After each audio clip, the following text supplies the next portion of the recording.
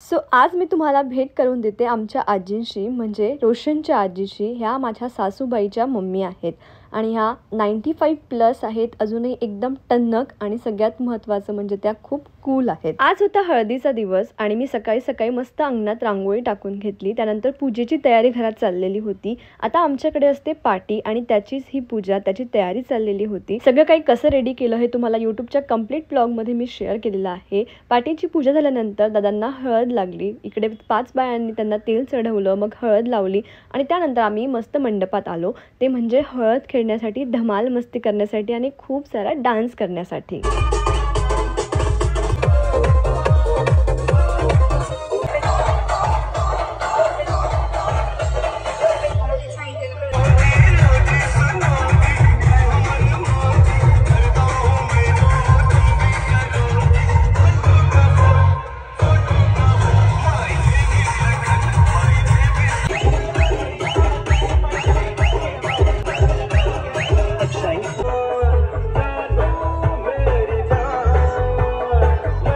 खूप डान्स केला, खूप मज्जा केली आणि मग त्यानंतर होती देवकुंडीची पूजा. त्यासाठी मला रेडी व्हायचं होतं. अनाया झोपेतून उठली होती, वहिनी आल्या होत्या, त्याच्यामुळे सगळ्या गोष्टी खूप छान मॅनेज झाल्या. मी मस्त रेडी झाली आणि मग मी पूजेला बसली. पण यापुढचं जे काही आहे ते मी तुम्हाला पुढच्या ब्लॉगमध्ये शेअर करते, कारण आजचा ब्लॉग खूप मोठा होऊन जाईल.